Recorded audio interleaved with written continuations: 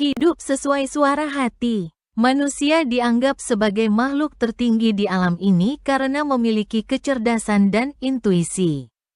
Mari kita lihat burung yang paling pintar. Membuat sarang dari awal begitu-begitu saja. Lihatlah manusia membuat rumah beragam bentuk. Di samping itu manusia mampu berbuat baik, agar berubah jalan hidupnya kelak. Dengan alasan inilah kita sebaiknya menjalani hidup sesuai hati nurani. Sastra menyebutkan sesuai Satya Herdaya, hati nurani, sebagai landasan spiritual, moral, setiap perilaku sesuai ucapan, Satya Wacana. Kita percaya ada dimensi lain yang menuntun kita ke arah yang benar, suara hati. Umumnya kita mengabaikan suara-suara itu dengan berbagai kepenting, ego, ketidaktahuan, maupun alasan lainnya.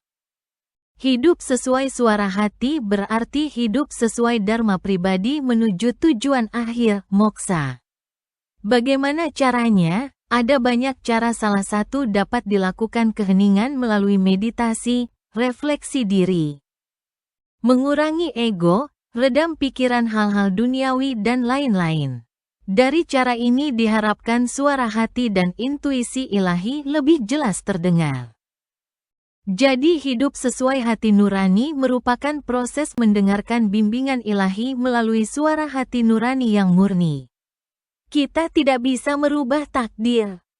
Takdir sangat erat hubungannya dengan karma dan reinkarnasi.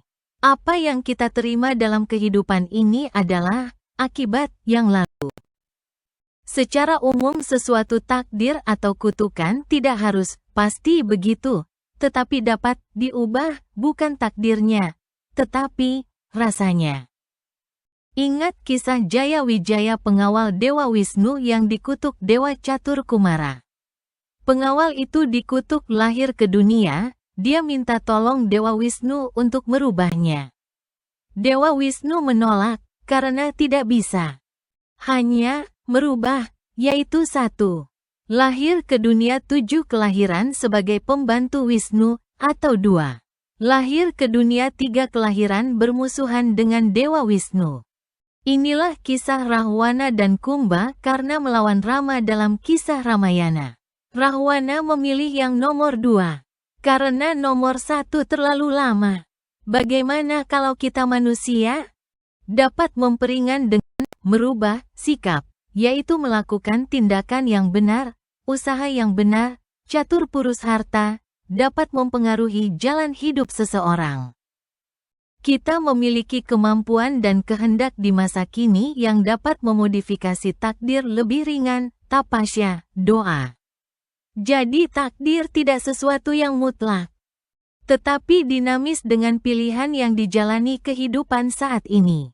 Hidup adalah belajar. Secara spiritual, hidup ini adalah suatu perjalanan yang kita tidak tahu kapan akan berakhir. Ada yang menganggap singkat, mampir ngombe, ada yang menganggap panjang tanpa akhir, siklus samsara. Jadi pendapat keduanya membawa konsekuensi berbeda. Bagi yang menganggap singkat, waktu jangan disia-siakan. Bagi yang berulang, hidup tidak ada akhirnya. Kematian dan kelahiran adalah pergantian baju.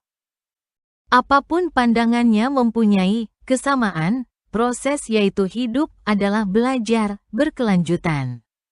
Baik saat berbahagia maupun menderita, mencari kebenaran spiritual. Belajar di sini dimaksudkan belajar mandiri, kita tidak bisa bergantung kepada siapapun kecuali diri sendiri. Jadi hidup adalah perjalanan, selalu membuka pikiran, merenungkan pengalaman, dan terus belajar dari kehidupan sehari-hari. Setiap hari menawarkan kesempatan untuk pertumbuhan spiritual menuju penyatuan dengan Brahman. Apakah dunia ini adil? Banyak dari kita suka mengeluh. Melihat orang lain hidupnya santai tetapi berkecukupan, sedangkan dia sendiri pontang-panting bekerja, hidup tetap susah. Apakah ini adil? Apakah Tuhan tidak adil? Tuhan Maha Adil. Manusianya saja terfokus pada dirinya sendiri, egois. Hanya melihat dari satu sisi, misalnya, materi, tidak secara keseluruhan, seperti perasaan, kesehatan, kesadaran, Memang kita suka melihat keluar, sawang sinawang, disinilah diperlukan kesadaran semesta. Hidup ini adil, karena dipercayai ada hukum karma dan dharma. Dari sudut pandang reinkarnasi, keadilan tidak dipandang hanya dalam satu kehidupan, tetapi berulang sampai moksa. Dharma memiliki arti luas dan universal, kewajiban, moralitas, etika. Berbeda bagi setiap individu tergantung profesinya. Dalam hukum fisik, peran penguasa dan hakim sangat menentukan.